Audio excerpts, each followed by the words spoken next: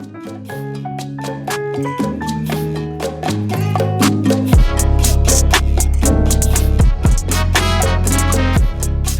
everybody. This is the Shoot to Hunt podcast, and my name, you all know it, is Ryan Avery. And my co-host here is, Mr.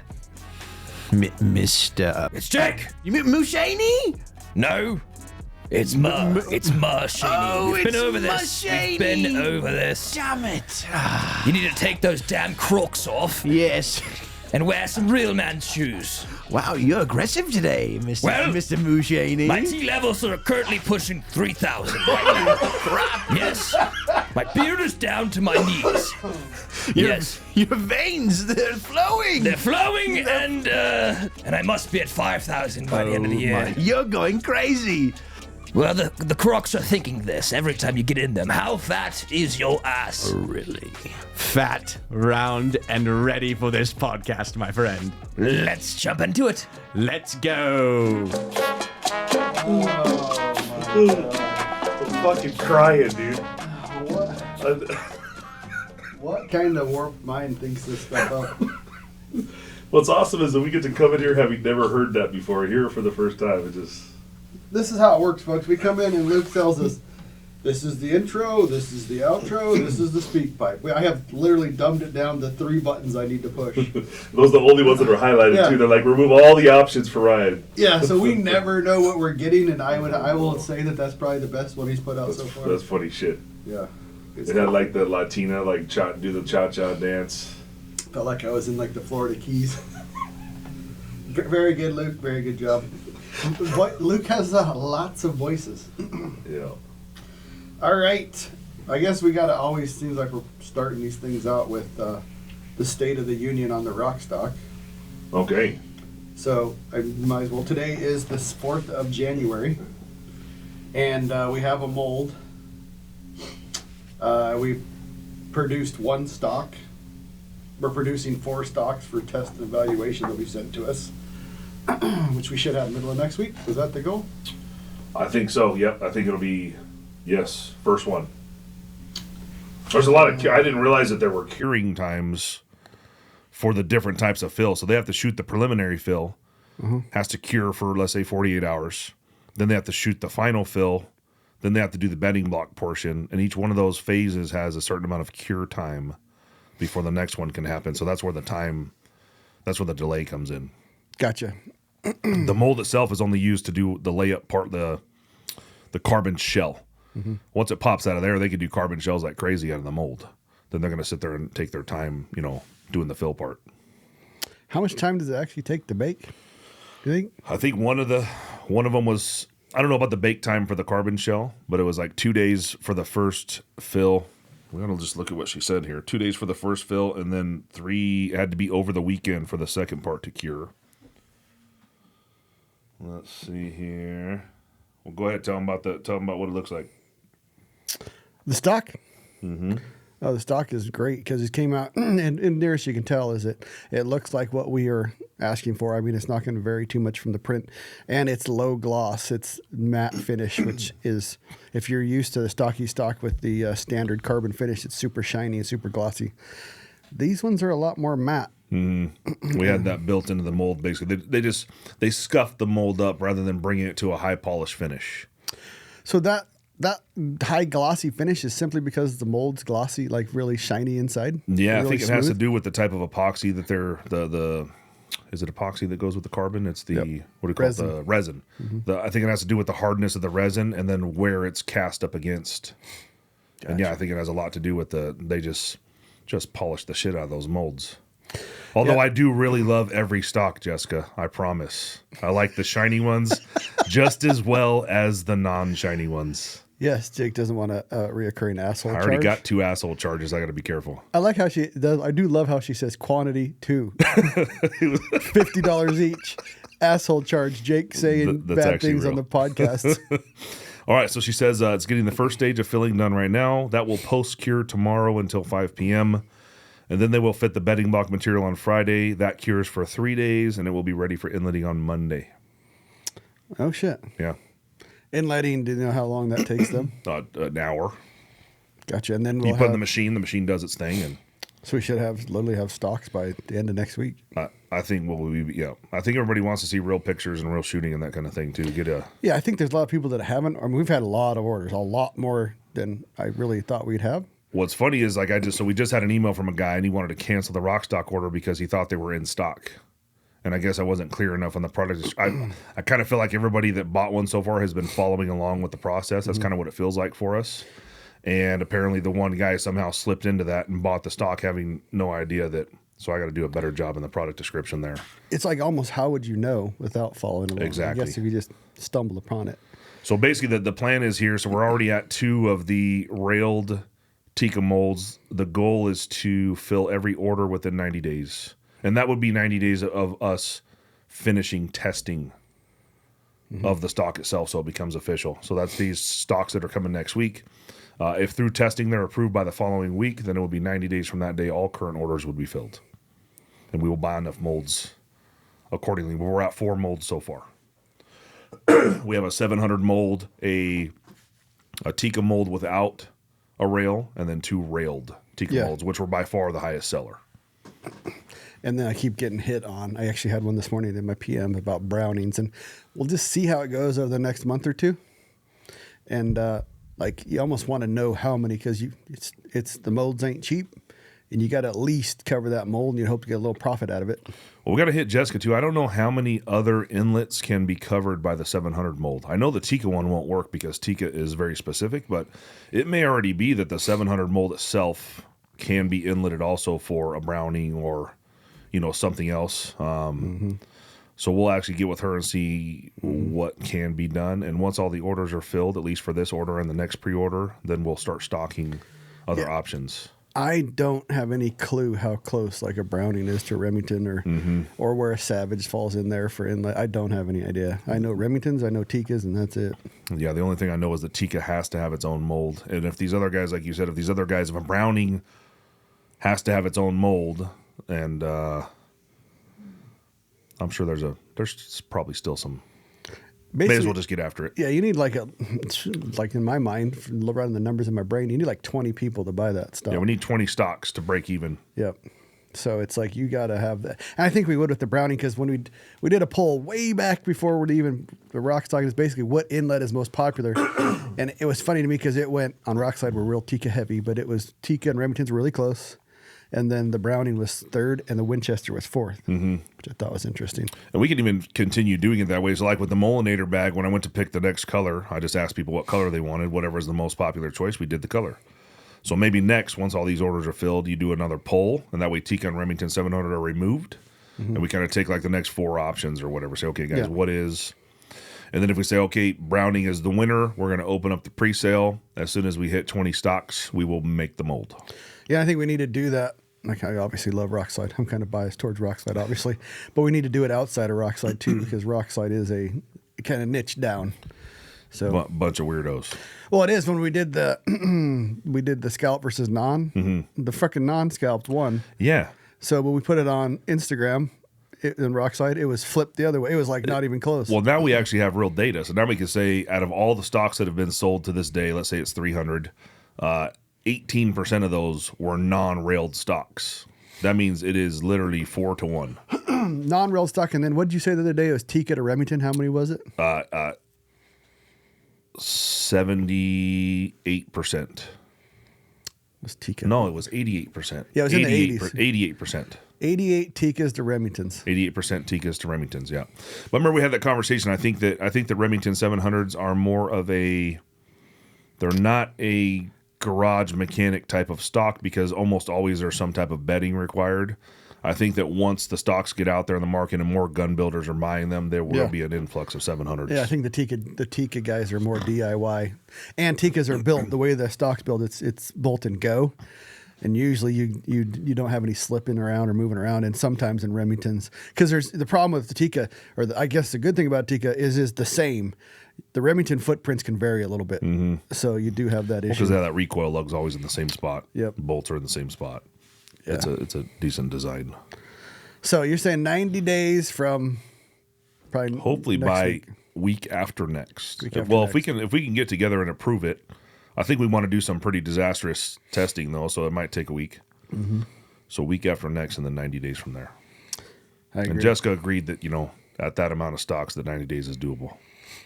All right, that's on this rock stock, and we didn't talk about this beforehand, but I wanted to bring it up because I've been getting lots of questions about it, and I know you have too, about the Tikka lightning dill. So can you kind of run through that of what's the process, what's the lead time, can or can you not send in your own action, can you do a full build on that action, so on and so forth? Yeah, so as of today, we actually just placed our first direct order with Tikka. So now we are an officially direct Tikka dealer, which means we can order you any Tikka rifle that you wanted and sell it just as a Tikka rifle. That would be the start of what we can do.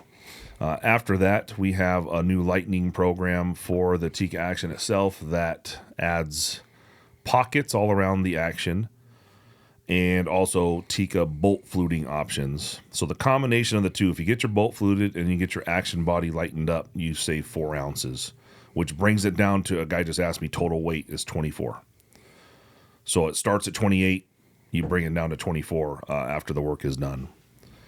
So we can, obviously you're going to have bare steel once the pockets are made in there. So you have 2 choices. You can Cerakote the outside any color you wanted, and then we can micro slick the inside. If you get all the work done, it's 3 weeks for machine work and Cerakote.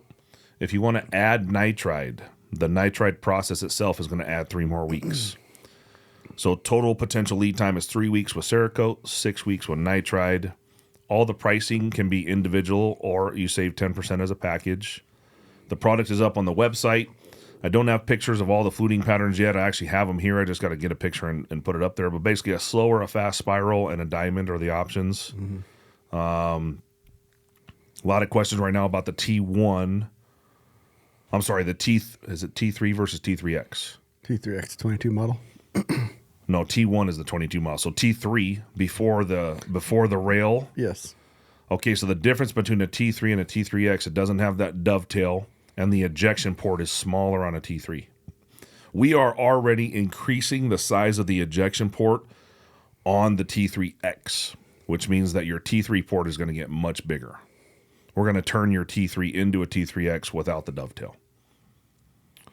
That's as much as I understand at the moment. Yeah. I think we may have to rewrite the program just a hair because that tool comes into where the current T3X ejection port is and then works into it. I think we're going to have to move it in and do an extra program there. But I know a couple of those T3s are already on the way.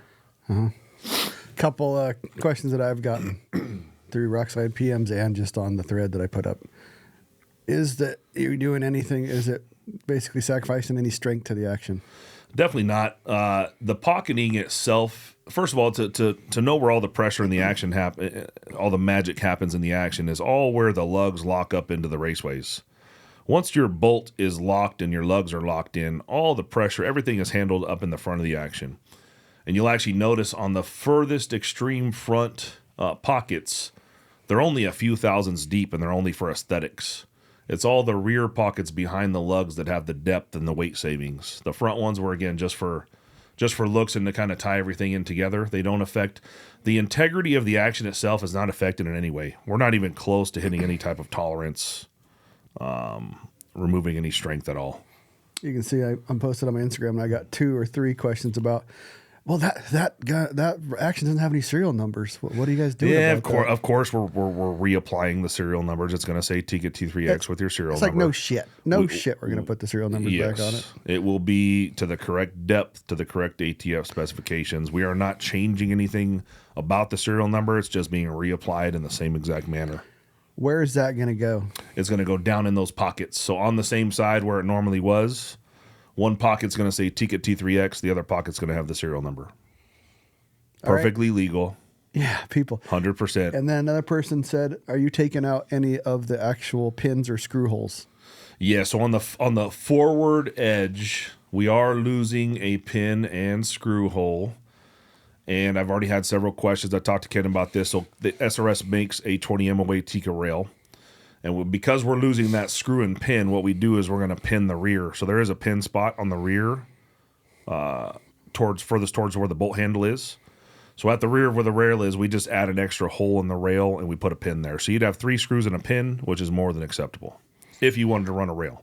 You can still run our Tikka rings that clamp directly to the top of the action. That doesn't change anything.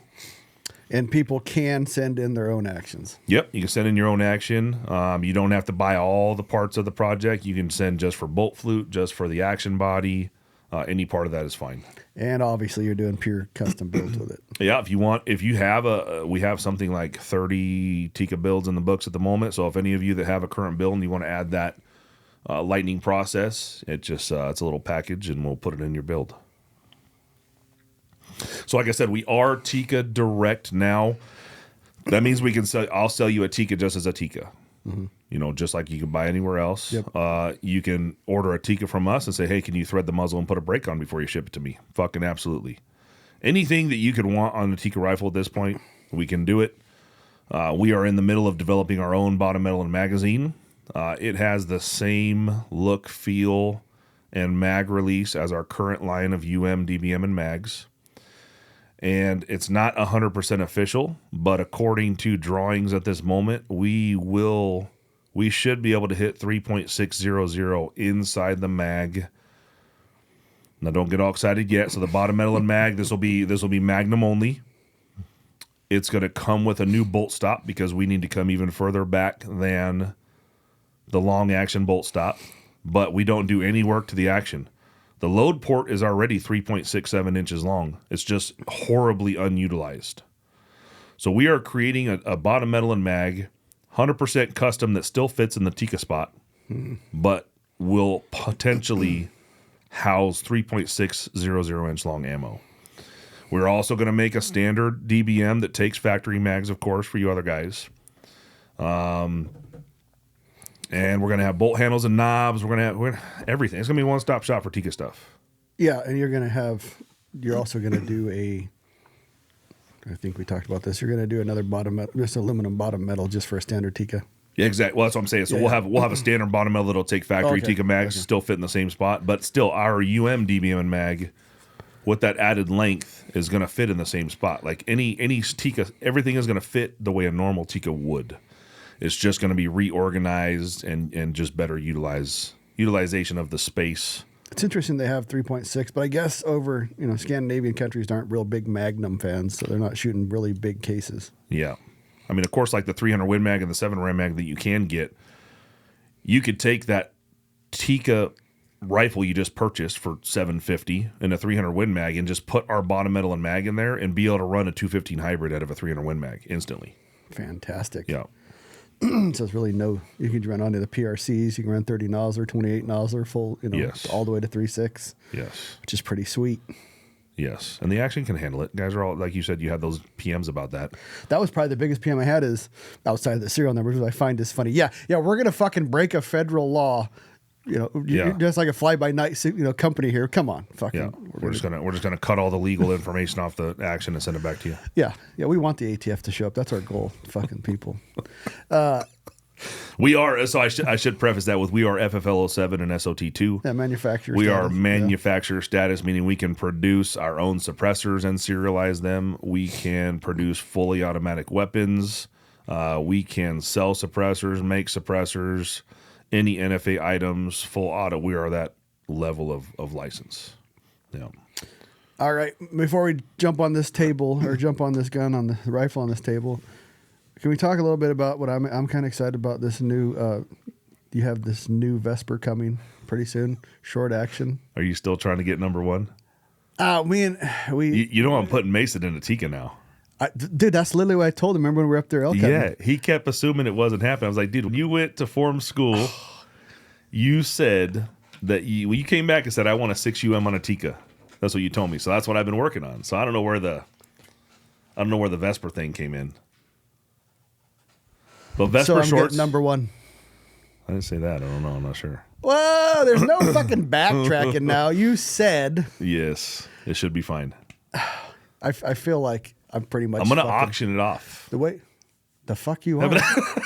I said I feel like pretty much I'm fucking part of this fucking family now. I fucking need serial uno. Dude, I really think the short will end up outselling all the other lengths combined, and it's because we're going to have a 3.150 inch mag that goes with it on a standard fucking short. We almost turned our short into what the normal medium is for everybody else. So I think it's going to be pretty awesome. 2 weeks, and they'll be here. That's for the Vesper short 75-degree bolt throw, 3 150 inside the mag. That's also the same time as the Hammerhead is coming out. That's our new competition PRS style action. Has a dual position bolt stop has a BR dasher bolt stop length that's 350 thousandths shorter than a normal pull. It comes with both bolt stops, and it has the 75-degree throw. Corson Piper's our new sponsored shooter. He's been putting it through the paces, and he's very, very happy. Corson's been beating on it. Form's been beating on it, and they have nothing but good things to say about it. Basically, like Form said, is the more I use it, the smoother it is. Like it's breaking in nicely, and he said it's the smoothest 700 action he's ever felt. From a known 700 hater. Yes, he fucking hates them. Yeah. So he actually, I should preface that he doesn't hate the 700. He hates 700 triggers. Well, that's sweet. So this rifle on the table, can you give us the scoop? Got to watch the video. Actually, hey, we're going to reverse this up a little bit. Let's see how well you do. Fucking rifle spec it out.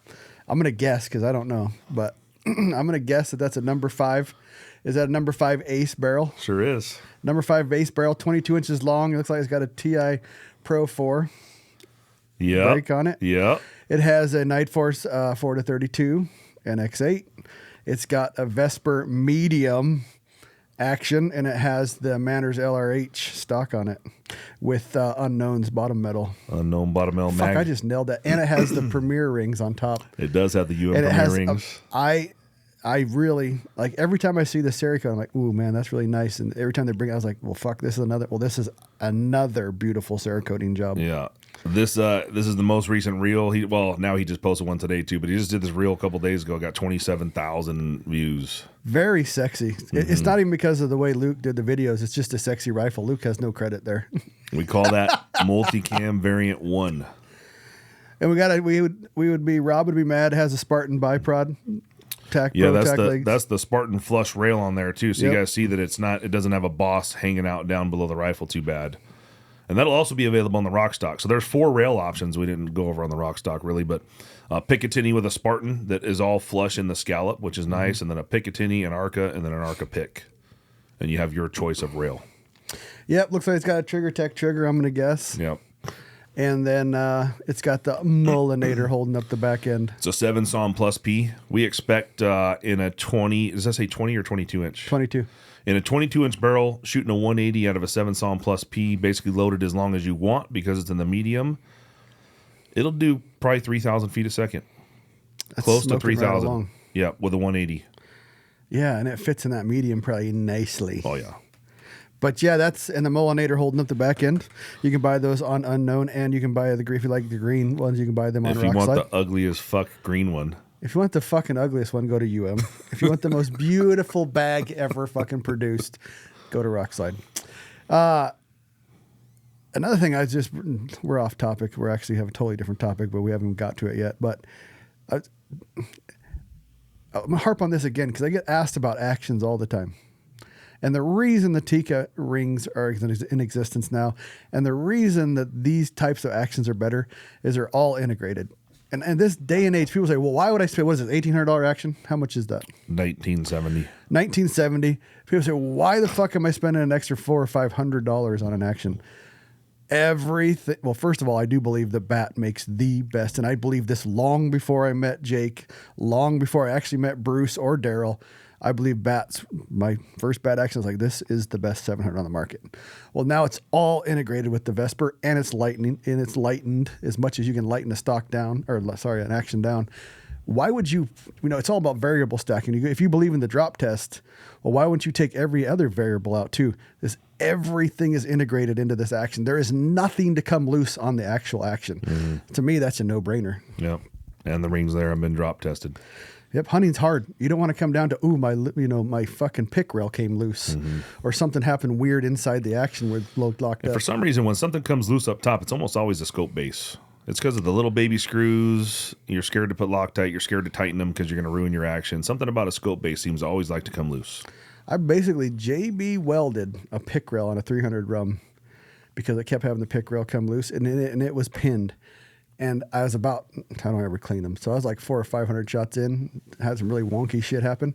I grabbed the scope and just goes you just barely see it moving, and it was fucking welded as I could do at the time to the gun. So it's just a variable you can take out. Why wouldn't you do it? And then people say it's a upcharge. It is an upcharge, but ain't nothing cheap about hunting. Shot of a lifetime, and your fucking pick rail's loose, or something came weird with your recoil. Which recoil lugs rarely really come loose, even the ones that weren't integrated, but it could. Yep. So, anyways, it's a beautiful gun. That was quite the rant. Well, that one was built for a customer. However, the video has sold a couple more like it already. We can build you any rifle that you want, paint it any way you want. Just reach out to rifles@unknownmunitions.com. very good looking. I actually have a rifle builder on the website too. If you guys are curious what something like that. So for those of you that are watching on the YouTube, this package right here without a scope is $5,700. With the scope and rings on there, it is $8,000. Which this day and age isn't bad. We do take pennies, dimes, nickels, quarters. We're kind of like those crack dealers that'll take anything. I'll give you a nickel bag. Yep. We have layaway. Well, we can put a kid to slave labor. We got all kinds of shit needs to be done back there. Whatever you got to get done. All right. Well, I think we covered all that. I guess the task at hand now is we had a question. Let me bring it up. A question emailed into us, and we do appreciate the questions. It's podcast@shoot2hunt if you have a question. This is not the speak pipe. This is another one. No, we have the speak pipe at the end. Okay. This is a question from Ryan Stokes. He says, "Hey, Shoot to Hunt team." He said, "This may be a good topic for a podcast. What magnification is recommended for a scope that is for hunting out to, say, 800 yards, but you practice with your hunting setup out to 1,000 yards? Currently, I'm proficient out to 600 yards with a cheaper Vortex BDC scope and want to get good out to 1,000 yards on targets." My first thing to tell you is you never know if you're good with a Vortex. I almost knew that was coming for sure. Yeah, you want to make sure you if you want to be proficient to 1,000 yards, ditch the Vortex. Well, how about this? How about do a tall target test? Drop your rifle a few times. Don't lose 0. And then maybe that one's okay. And then to caveat to that is he's saying a BDC, so he's not dialing. So it may be, I don't know. Yeah. I'm not going to speculate on what that do. I never tested it. Okay, so we have opposing views on this. I will let Jake rant on this. We were already fucking arguing about it. All you do is mention that shit, and we already started arguing about it. We didn't get, I got this, I read the exact same thing to him right before the podcast. I wasn't even finished, and he was telling me how I was wrong. I'm not going to say anybody. In this situation, I think you said it best. Nobody's right or wrong. It's what works. You got to make what works for you. But there's always like the preferred method. I think the preferred method is the method in which you're successful. And there's a caveat for you too, because you say it is corrected, but like talking to Tanya's, hers is corrected. She has brand new freaking eyes, lenses, and her eyes still aren't as good as mine. So I'll start this argument with I have limited experience. I am not a professional hunter. I have killed some shit, and I'm a good shot. I have probably one person in my corner that would back me up. I haven't seen. I guess I've really only seen you shoot one thing. So, well, I'm just gonna we'll just equate this to the most recent elk that I shot. Luke was there. He filmed it. Shot an elk at 840 with the wife's 6.5 Salmon Proof Plus P, extremely similar to this build that's in front of us. Laying down, 840, very comfortable position. Had a shit ton of time. I was in and out of the rifle 10 fucking times. We were watching all these bulls come up this hill. And so there was no stress, no wobble. Everything was perfectly stable. So when I finally jumped over there and it was that shot, if you guys are watching on the tube, he's showing the shot right now. It looks really high in the video for some reason, but it was exactly at the top of the crease. One shot, the elk died. Now I will say all of this. So I'm not sure I could have made that shot. I had my NX8 at full 32 magnification. What Ryan's telling me is that I should have been able to kill it out to 1,000 yards at 6 power. Well, when I put my fucking rifle at 6 power, I just can't see the elk as well as I can see him at 32 power. So I choose to see the animal or the target better by zooming in further. Now, okay, so to actually side with you a little bit, But wait elk. a minute. You're siding with me a little bit? I'm just going to say what happened after the shot. Okay.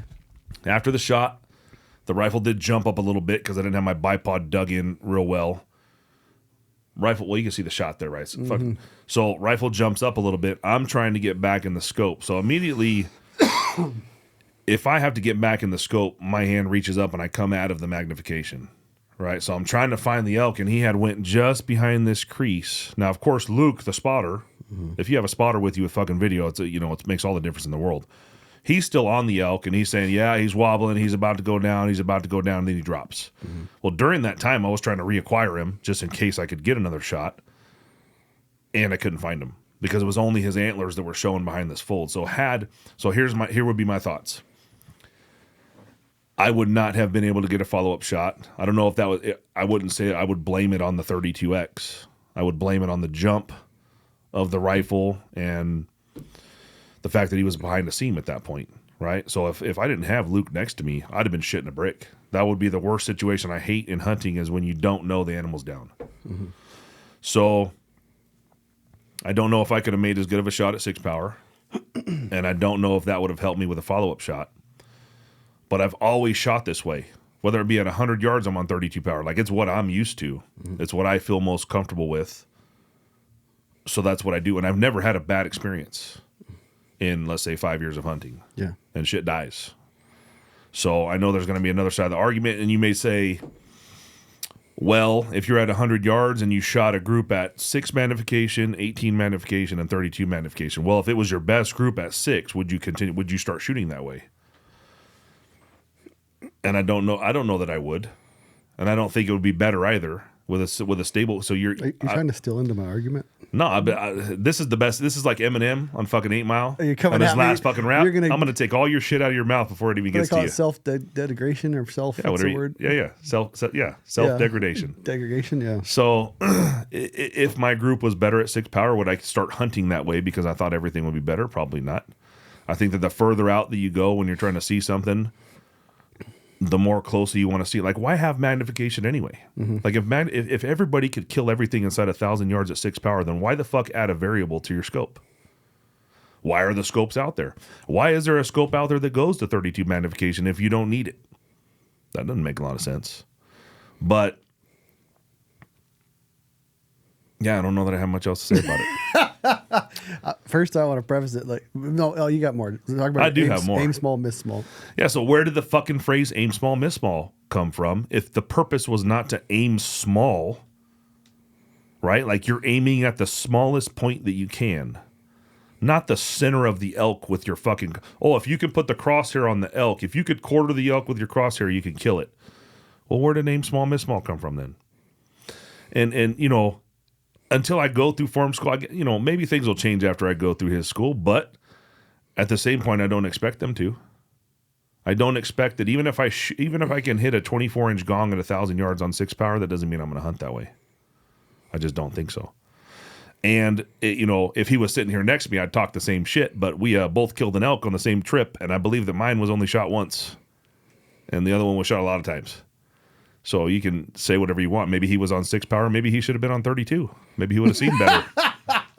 Who fucking knows? And yeah, he's not here next to me to argue it. I know he would. Yeah. But these are the hard facts. The hard facts. Mine died with 1 shot at 32 power, and the other one died after many shots at maybe it was 6 power. Maybe he could have seen a little better. I don't know. What's your rebuttal?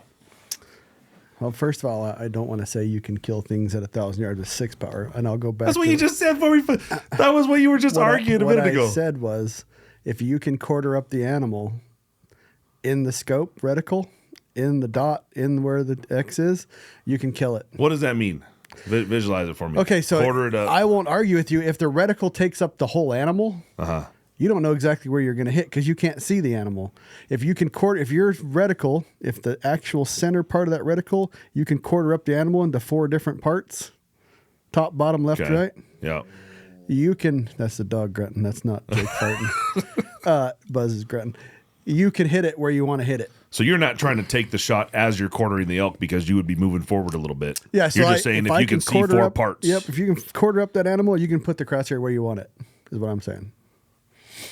So basically, this isn't like my opinion. We've tested this out. Is we would shoot people. They shoot whatever varied magnifications. They would shoot their groups. This group would be done with a 6 power, 10 power, 32 power. It doesn't matter. And then we would go to 6 power, or let's say under 10 power. And this is when we were doing the shooting school. Almost everybody, and I think everybody, shot better groups with lower power. And I think what happens, and form would be much better. These are in unideal situations, though, Well, as far as position, not people ideal shooting- positions. 2 people shooting bipods, bags, and a few people shooting backpacks and bags, and a few people shooting backpacks and So you're talking binoculars. laying down. I'm talking about how most hunting goes down, like you did in the field. Some people use bipods, some people use a backpack, but they all had rear support. Okay. So it's prone field shooting position. Everybody shot better with lesser magnification. And my thought is, and the Form would be able to explain this better because he's seen it a lot more than both of us, is when we get to that 20 and plus magnification, even when you're looking at a little dot at 100 yards or whatever that range is, you're floating around that wobble zone is pretty damn big. And you worry about it, and you're trying to aim your shot. You're basically snapping the trigger when that thing's perfect in your mind. And you may not agree with this, but it'll play out when you see it happen. When you have a 6 or 10 power and you're filling up more of that reticle with the bullseye down there, you don't worry about it as much. So your mind just try to get center of that center, and you're pulling the trigger. Well, don't pull the trigger till the crosshair quits moving. Well, when you start shooting groups, you should. We'll have to try it out. When under pressure, things are going to be different, of course. What you're describing is the situation that happens under pressure in non-ideal positions. Well, it's in prone, and you're steady. You're supported. It's like you're not going to get much better in the field. But I think that's why people are trying to aim the shot instead of just get it in the center and pull the trigger. So, anyways, that's just, I don't know if that's fact or not as My far mom as my always said thought I was process. special. I must be special. Well, I think you are. Well, you know you're special. And the biggest reason I told you before, the biggest reason for lower magnification, and I've seen this play out. You haven't seen it play out yet. We can say for a fact I have a bigger body of work on watching animals get shot. Oh, yeah. Well, we discussed earlier, and I 100% agree with you. I want my first shot to be deadly. And I would say 80% of the time it is. I mean, I'm not saying the animal isn't going to be dead. I'm just saying that doesn't fall within. I don't want to interrupt you. When you killed your big bull Yep. at 340, what magnification were you on? 9, How far was it? 710 yards. Fucking serious? Yeah. And was it a 32 NX8? No, it's a 3 to 18 Trichicon. My average, I would say this for a fact, because I always look down and think about things I have not shot over 12 powder, including a 1,200 yard shot on a bear in the last 4 years. Has been over 12 power shot. Shit. Yeah. And it's more of a, and you, and I know you're this way, and I want to put this out there. Are you doing it because you're challenging yourself? I want to see. Well, Form will say something, and I read more than just Form. Form is a fucking great resource, but I always want to prove him wrong. That's my goal. I know that's your goal, because that's how we're all. That's why this works. That's really why this works. We're all different, but we all don't want to be wrong. Oh. So I want to prove. Well, fuck, Form's full of shit, or Jake's full of shit. This is how it is. So I've tried to multiple times. Anyways, it doesn't really matter. But I know for a fact that the smaller, lower magnification, bigger field of view. And I know for a fact there was an elk shot up here in North Idaho. It was a 700 something yard shot again. 28 Nosler. I had it, the scope, I believe it was a 20 power scope. I can't remember which brand it was. I think it was doesn't matter. It's 22. No, it was an NXS. So it's 22 power. I shot a bull at 700 something yards, 22 power. And this is the last time I shot someone the highest magnification I had. I shot him. I knew I hit him well. And I was not in the ideal position. He was on another ridge. I was above him. There was brush in front of us. So I had to build up a position. I literally stacked a bunch of freaking sticks, and I put my backpack on top of those sticks, and I'm banging across this thing. And I did kill him the first shot, but I could not find him. Right there, because he was also in this burnt vegetation. I was literally moving around, so I took the thing and I pushed it all the way back, and I believe it goes down to 5 power, 5 to 22. Back to 5 power, and I'm looking around, I find him. And I just shot him again. I could see the hit that time, and it was not a good position. I shot him again. That's why I fucking hate 7mm. Shot him again, and both those I saw him hit, and he went down. But I looked for probably, in my mind, it was probably less than 30 seconds, but it felt like 5 minutes trying to figure out where he went. Because if he was kind of on a knife edge ridge, and he was on the the downhill side, but I thought he would climb that ridge, and I didn't want him to go. The backside's terrible. So I was trying to kill him before he got there. And from that day forward, I think that was 2018, maybe 2017, I've tried to shoot everything in a mid-range to the low side of the scope. And I have gotten shots off that I wouldn't have before. I found animals like this one on 9 power over in Wyoming. It also goes to the rifle you're shooting. Like you've seen, like go into slower power, you don't have near the freaking jump, near the boom, and you're usually right back in the scope, right back on the animal. Yeah. We're shooting the 6UM, and I'm not trying to pump the 6UM on this, but I never even left the elk, let alone left. I was probably within 4 or 5 inches of where I hit him in the recoil. Yeah. And I ran the bolt, and he turned, like I said, he took a step forward or step back, a step forward, and he turned towards me, and I was going to hit him right in the chest again, and he just dropped. And and I would have saw him even if I was on 18 power, because the recoil I was in a beautiful position, a little bit sloped downhill, beautiful recoil. I had the Mullinator on the back. I had the freaking Spartan on the front, super solid. But this is the first time I ever shot something that looked like a golf course for an elk. I always bitch about people, how the hell they kill things on golf courses. Well, I finally shot an elk on a golf course, because my shit's usually on, the Selway shit. It's straight up, straight down. You see him, you hit him, then you never see him again. You got to go over there to see if you even killed him. Yeah. And so lower magnification on most Rocky Mountain elk, in the Rocky Mountains, not necessarily where we were hunting in Montana or where I was hunting in Wyoming, but you might have 1 or 2 shots. So I want to be able to know I hit him and get a follow-up shot as soon as possible. When you're on 32 power, you have to agree, it's fucking hard to find them once you lose them. Absolutely agree. That was why I made the subtle argument that how good do you want the first shot to be? Do you want to shoot the first shot expecting to shoot 2 more? Or do you want to try to put that in the exact spot it needs to go? And you can say, oh, maybe the bullet doesn't perform anyway in this and that, but I guess time will tell with me, and as I gain more experience, maybe I have some bad experiences. But I do agree that on 32X, it is not easy to reacquire. And if you are in a situation where you don't want the elk to get anywhere, and it's not a golf course, then you should definitely be not on full mag. And terrain dictates, like, I want to be able to get 2 shots on him, even if he's dead as a doornail. If you're in this, this big picture we have at the Shoot to Hunt podcast booth, it's a shithole. I mean, that's like Mordor, man. It is like the shittiest terrain you can fucking find in North America. Yeah. And if that sucker, like if you look at the stuff over by Jake, if it gets over one of those ridges and down the other side, and you got to come back up and out of there, man, I want to get 2 or 3 shots to anchor him. And that to me is lower magnification, gives me the better opportunity to hit those animals. And going back to what you said about aim small, miss small, the first time I ever read that was in a Mountain Man book, and I think we're aim small, miss small, and I don't quote me on this. If I'm wrong, please send in emails, but it's from iron sights and peep sights, not from magnification. Could be. I don't know that as a fact, but that's the first time I read aim small, miss small was a Mountain Man book. Yeah. So that's really all I got on it. So not that this movie was 100% true, but what is the Chris Kyle movie? I think it's aim small, miss small is the first time is also in Patriot. Yeah, but was it the Chris Kyle movie? Yep. So he's shooting American Sniper. There's some saying in there, and I don't remember if he was like shooting the rattlesnake or something like that when they was doing their practice on the line. But somebody said something about aim small, miss small. If you can see this on this, then you're not aiming small enough or whatever. You should be able to pick the nose off the Abraham Lincoln penny or something. I don't know.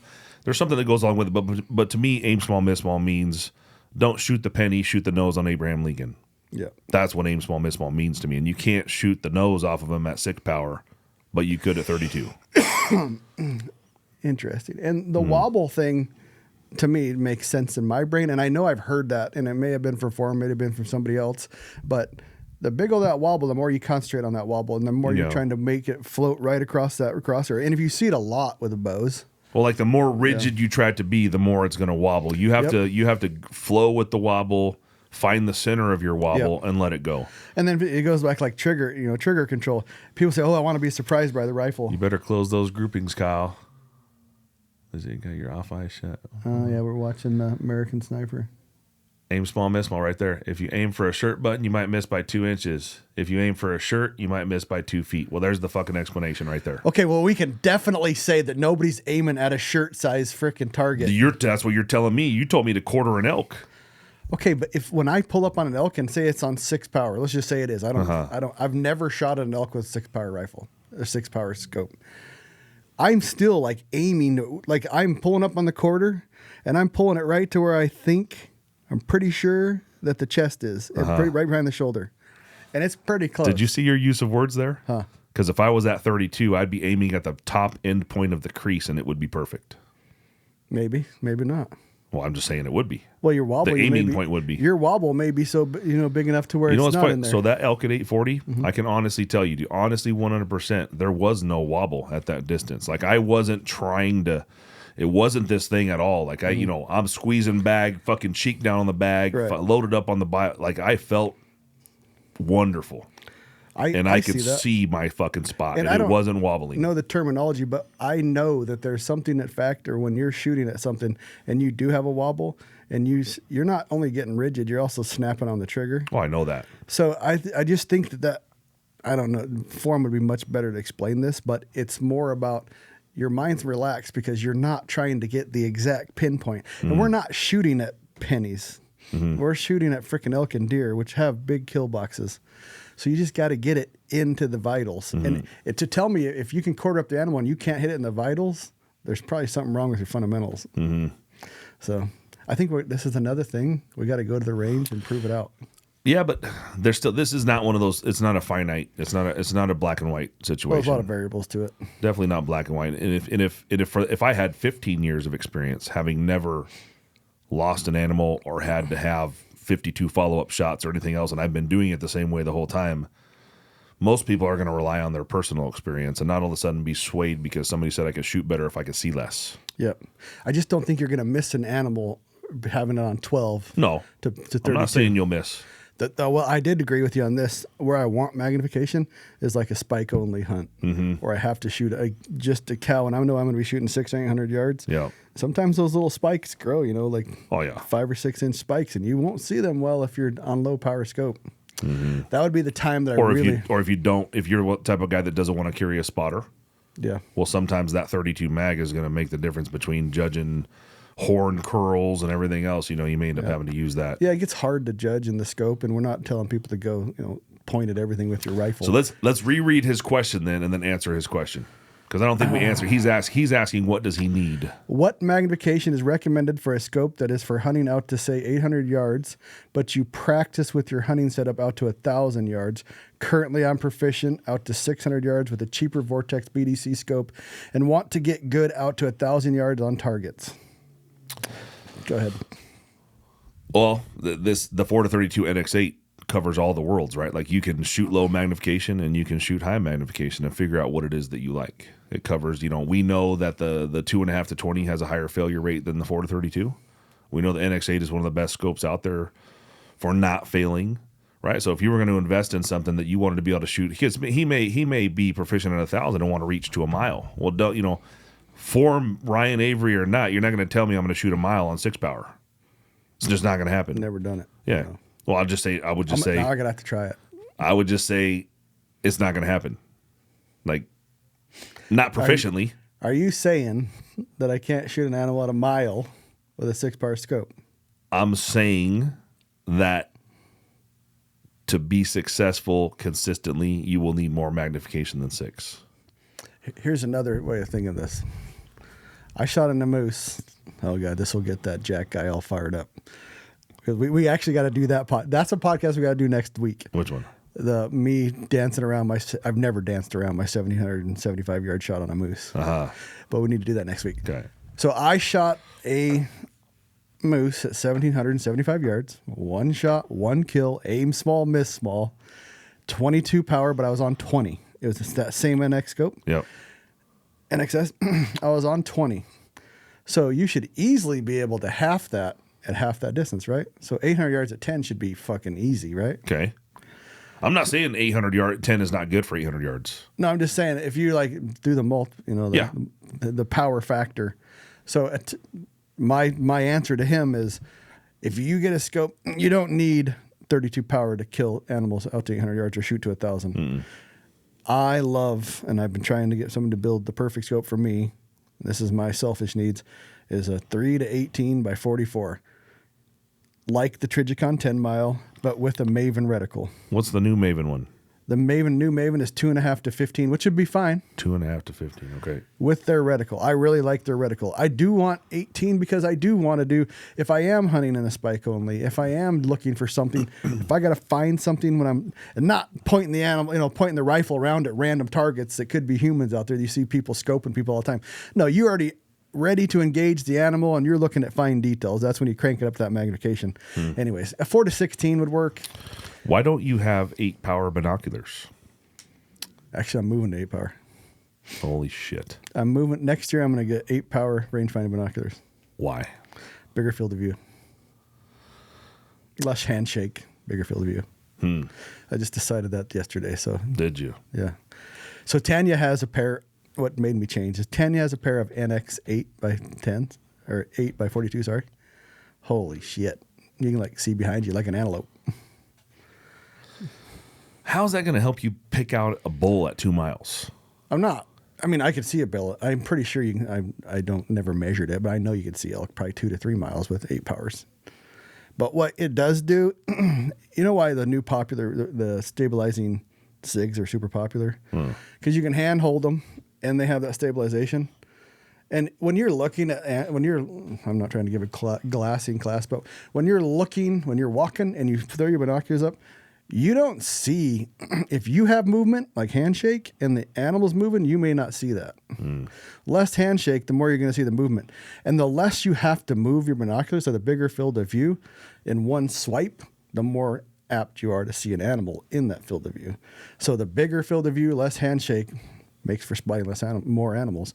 So it's that 2x in a pair of binoculars isn't going to handicap me for seeing elk. And that's primarily what I hunt 2 or 3 miles. Besides that, if I do have questions, I'm going to have a spotter. So I'm going to have a spotter looking out there. Yeah. But I may not see it with a 10 or 12 power throwing them up there and I'm shaking. I may not see the animal, especially if the animal's still. I may not see it because you're moving and you have that little blur factor in your eyes to where if it's not handshaky and you look up there, you may see that animal's just a little flick of the ear. Because if you're moving and it's moving, you may not see its movement.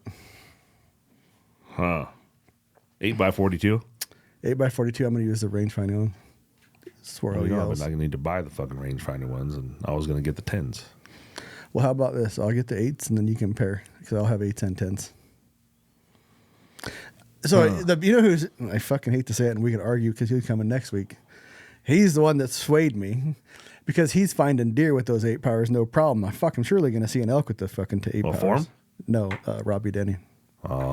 He's been an 8 power guy the whole time. He was a 7 power guy back when Swirl had 7 SLCs. Now, riddle me this. So you're going from 10 to 8 because of the shakiness, right? Let's pretend and bigger field of view. Let's pretend for a moment, though, on the shakiness side, that you were just a little bit stronger, and they weren't shaking because they're too heavy. I don't think it's strength. I think it's like more age related. Get a little shakier. I don't know. What are you changing from a 10 to an 8? Then you're less shakiness. It's less weight. Less shakiness. It's about the same weight. No. Bigger field of view.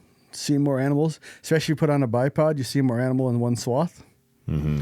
So I mean, when you're looking through a pair of binoculars, I was trying to explain this, and I'm the great. You see fucking animals way fucking better than I do. That's why I'm asking you these questions. So this is one of those things where I don't have an opinion on the. I have an opinion there, but I'm not good at finding animals, and I'm not good at binoculars. I love 12s. I have a pair of 12 NLs. Love them.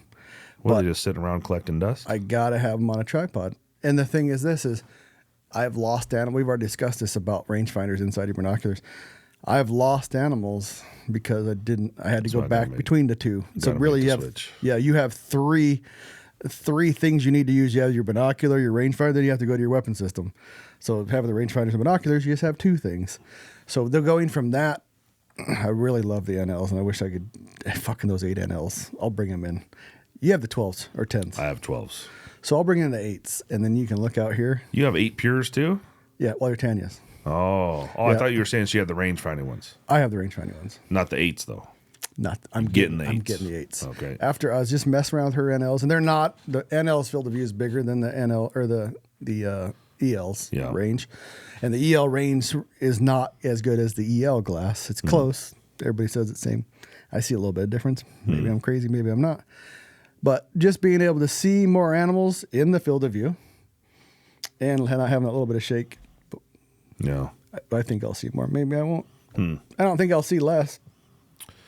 I know that like when I just went deer hunting with the family up there in Montana, I was the one that spotted all the damn deer. We had some Miopta Mio stars is what Mason has. I think they're 12s, 12 by 50. We had some Mavens out there and some. What's the one that has the flatteners in it, but the Nikon Monarch 7? Nikon Monarch 7? No. Freaking everybody has them. I told them to buy the Shane and Eric have them. The Nikon. I think it's Monarch 7. Dang it. I know what you're talking about. But Well, it's a pair of those too. So of the 4 binoculars out there, now of course, I would say that the kids probably don't put in as much effort. They just kind of get bored easily looking around. But I know I found more deer than they did with those Piers, the 12s. well, and I think you're putting effort into it. Yeah, I think effort has something to do with it. But Yeah, I think. And you're trying to get to where you. yeah, those Monarch 7s. That's not the ones with the flatteners, the good ones, the $900 ones. Huh? No, the Nikon. No, it's not them. Okay. Can't think of the name of them.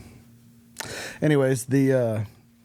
So That's the thoughts on that. did we answer his question? Because I made a suggestion. I think go with something that you know is not going to fail, that has a wide magnification range, so you can figure out what you want. Magnification and glass are kind of my second and third. It always says first is durability.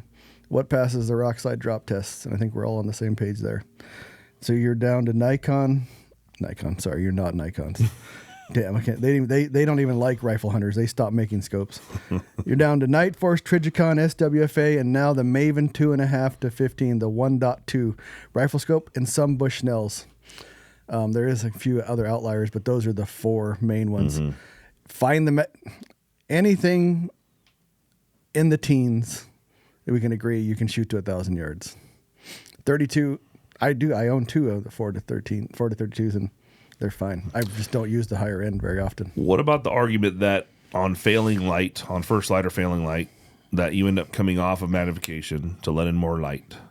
So let's say, for example, if you had a 2.5 to 20, and you say, yeah, you can shoot to 1,000 yards with that, no problem. But as the light starts to fail, you're going to start losing that light, and you find yourself having to come back off. Whereas as you're coming back off the 32, you may end up back at 20 and be able to shoot further with less light. With any of the magnification or any of the optics from quality companies that we just talked about, you're never going to have a problem in the middle of that magnification shooting things past legal or before legal shooting light. They're all going to take you to legal shooting light. Yeah, but the distance would decrease. Oh, I depending think on the the amount of light distance that's let in. decreases. Yeah, Yes. and I don't think that's. I don't even if you have even if there's swirls were durable, I don't think you're going to gain enough to make a difference. I think if you have a 15 power, you're all going to be relatively light out at the same time, to where you can't shoot. And then illumination's another thing is. This will be a good topic for Robbie because I know he's done a lot of that type of testing, the last light kind of testing, and Yeah, and Robbie's a subtension guy. yeah, Robbie doesn't dial, so we are next week, next Friday we have Robbie coming on. yeah. He's contemplating, he's listening. And it's funny because his dad, who is very set in his ways, is listening to the podcast, reading the 223 and the light bullet threads on Rockslide. And now he's starting to see the light. It's pretty funny. Shit. And now Robbie's like a Dione moving to a 22 Creed, and they're both big, deer hunters are cult members. Yeah. They are. Yeah. They're like Jehovah's Witnesses. They are. They're like cliquey. They're weird. They're awkward. Yeah. And so if one does something, one will stand back and go, "Why is he doing that? Yeah. Is that better? Yeah. Should I do that?" We all may be just as bad. Oh, fuck, dude. We're just as bad. I was like, why is he doing that? We got a speak pipe question. So All right. I think we answered it. Anything in the mid-range, I would say anything between 10 and 20, in my opinion, you're golden. And I would say, why not go with the 40-32 if it covers exactly what you're saying and it covers the potential for wanting more magnification? If it's a night force, I really don't see It goes down to 4, right? A lot of arguments are with the higher magnifications that it doesn't go low enough for guys that like not spot and stock, spot and ambush stock. hunting. Ambush. Oh, Yeah, like if you're ambush hunting, walking through the woods, and you're going to that's shoulder spot for a and 50. stock. That's spot. Okay. Yeah. Well, you want that lower magnification, otherwise you're not going to be able to see the animal in front of you. So there's always that argument. Yeah. Where I think it's 4 is pretty low, Yeah. and Oh, 32 4 is pretty plenty low. fucking high. And there's a whole nother question about where can you see the reticle? You know, if you're doing a first focal plane or second focal plane. That's why I really like that new Maven reticle. Jake just ordered some of those.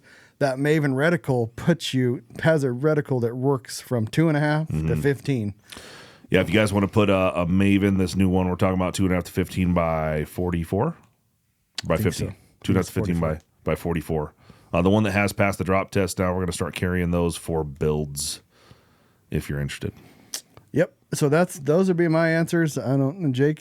Jake's not wrong. A 4 to 32 Night Force is never going to fail you. So shouldn't say never. 99% And plus, a Night Force NX8 at $2,000, 4 to 32 F1 holds its fucking value. You're not going to buy this. It's not like buying a Vortex. Well, I shouldn't talk shit, but it's going to hold its value. You could turn around and sell it to the next guy for what you paid, and he's going to be happy with it. You know, it's not. It's an investment. It's not a loss in any way. No, if you get it, you don't like it, you're not going to lose your money on it. Yeah. Yeah, he has up. It's a 44. That's the one. We need a 1-2, Luke. RS 1.2-2. All right, we got a speak pipe question. I have no idea what it is, so here we go. Ryan, who loves the Creedmoor, and Jake with the beard of gypsy pubes, I got a question for you.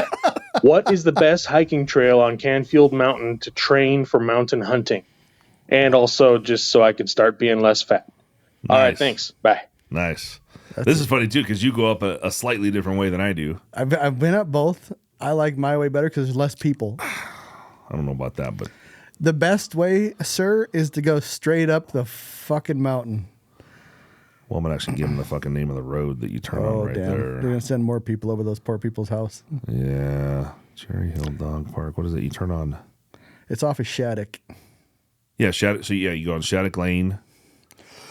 I feel retarded trying to find this. I'm not telling them where I go because I don't want more people. Yeah, you probably shouldn't do that. What is the name of the exit right there, dude? 15th? Yeah, 15th up to... Find Shattuck Park. Yeah, there's Dalton. Okay, so 15th Street north off the 90 to Shattuck Lane, make a right. Then you're going to go to North Copper Way, make a left, make a quick left on East Mountain Vista Drive, and the trailhead sign is directly on your right. Can't miss it. Yeah, you can't miss. There'll be a bunch of cars parked there. As soon as the snow starts to go, everybody's there. You'll see some fencing. Yeah. And once you start now, they've been doing a lot of repairs. They've had a guy up there for fucking weeks. A little mini excavator? He's been up there working hard, making it really nice. Yeah, and you just basically bust that whole gut. You just go right up. Yeah, I would just say every time you see a left or a right, the best advice is to continue going the hardest way straight up, and you'll get to the top. It's pretty much just straight up for 1.8 miles. There is a couple small ass flats, but it is unrelenting. But it's 1,850 feet change. Oh, beat this time. Which time? Oh shit. Fucking all right. Luke. So here is the time. So when I was in my best shape and we were going to the Selway, I did 57 minutes with 50 pounds on my back. That's going straight up to the top. That's not coming back down. I don't know how much weight Luke had on, but he did it in 44 minutes. Mm-hmm. Best time I ever had no weight is 48 minutes, so that's pretty fast. To hit what I figured out is to get anything less than 56 or whatever, you actually have to run some parts. You have to run the flats. You can't at a walking pace. You will not make it in that time. He says he was buck naked. You were buck naked.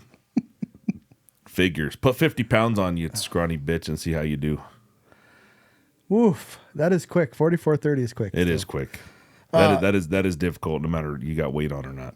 Yeah, that's the best way to tell you is just go right. If it's straight up, that's the right way. But there's a bunch of different ways. The reason he's asking is because you can go up from the back side, like from the Fernan side. You can go from Nettleton Gulch. Yeah. You can go from the Snob Hill over there. I've never been on that side, but I know you can get up there because I've talked to people at the top. Multiple ways to go, but that's the way. The way we go is the hardest way. Yes. Nettleton Gulch is pretty like gradually flat until the very end where that top road that comes in at the almost the top. Forget the shell. That's that road that comes in from Nettleton. That's before the tree that Mason has dubbed the Tree of Destiny.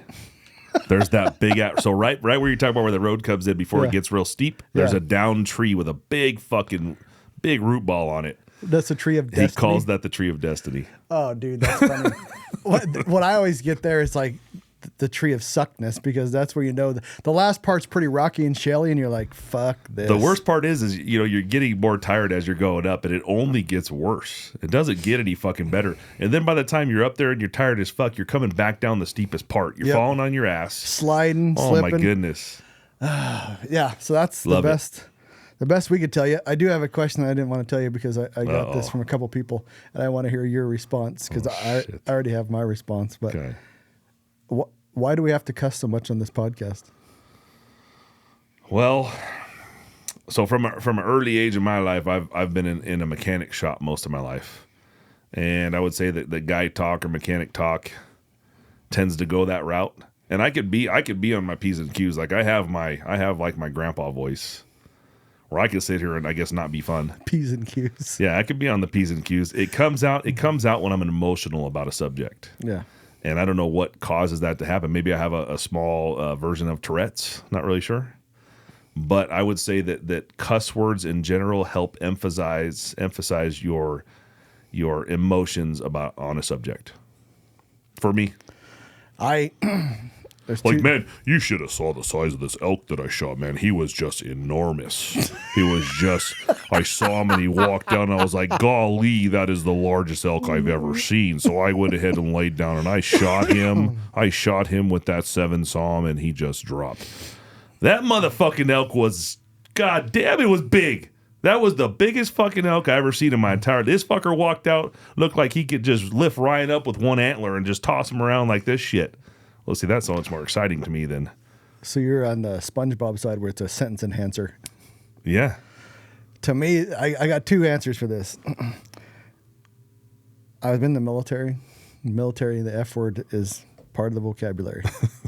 But it even goes more than that. I've sweared around my kids, like it or don't like it. Me too. They've had F-bombs thrown at them. I have 2 of the most functional kids you will ever meet. So tell me where the fuck that is wrong. I'm exactly the same way. Exactly the same way. Exactly the same. You can't if the F word is messing up your kid, you're not parenting right. Ooh, that's gonna piss some people off, but that's the truth. Because if the F-bomb messed up your kid, there's more going on there. You can't blame it on the F word. There is so much shit and walking on eggshells in the world today that it's almost like you fucking should be cussing at your kid. To prepare them for the bullshit world they're about to enter right now.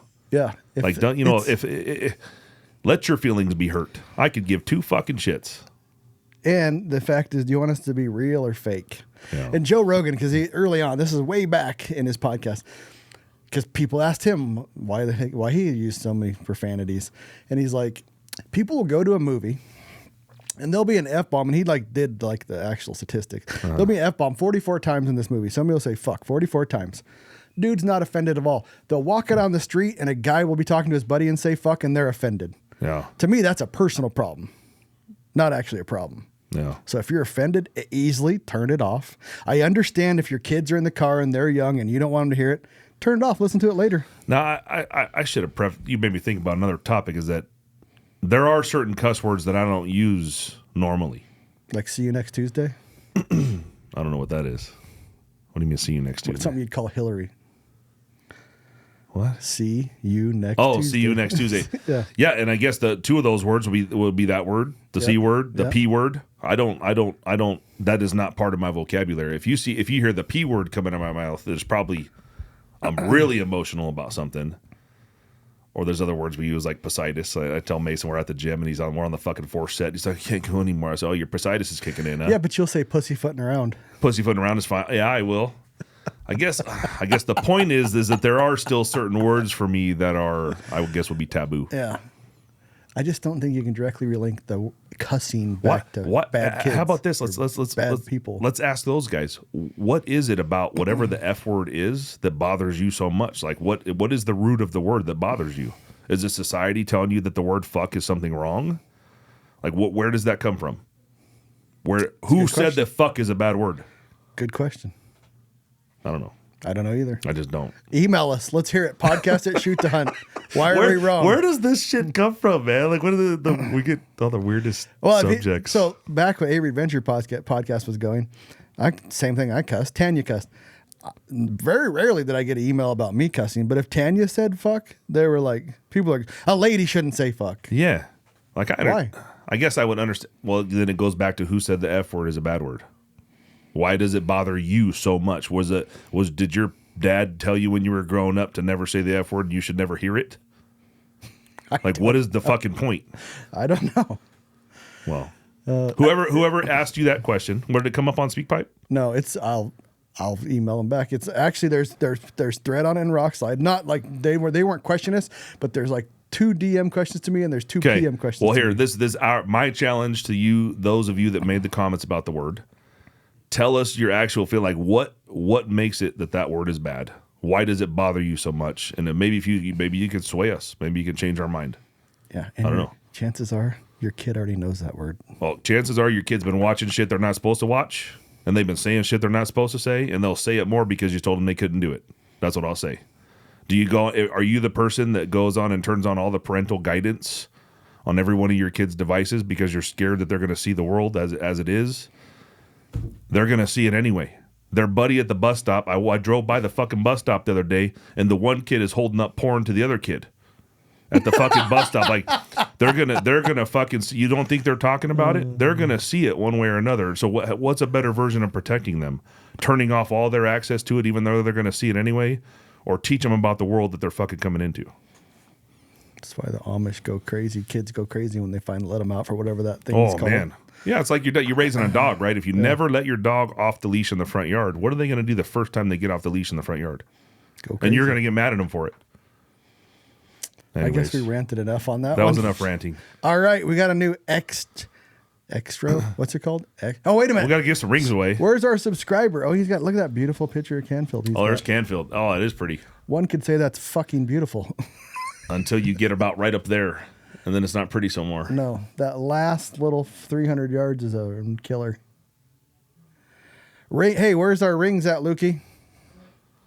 For those of you that are still not following us on YouTube, we pick a YouTube subscriber every episode. That's every week, and you have the potential to win a set of scope rings.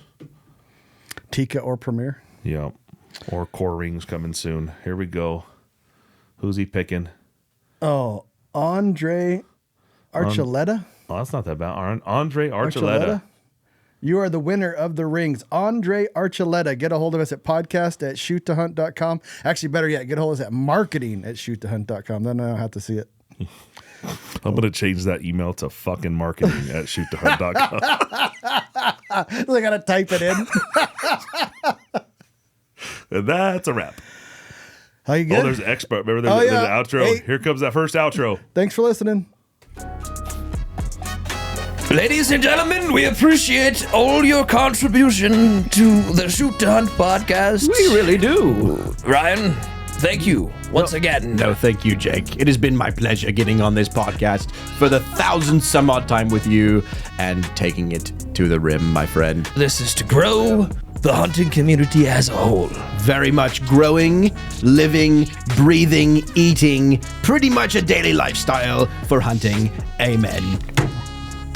Oh my God. Somebody help the man, the tea's kicking in. Oh dear, no. Jake, do you have any final words before you go? Ryan, I need one of those meat sticks of yours. Oh, Surely, I'll go get it for you.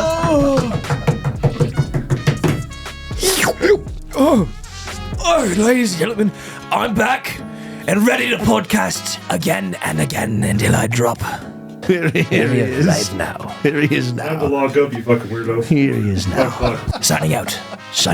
Jake Mushaney. Ryan Avery.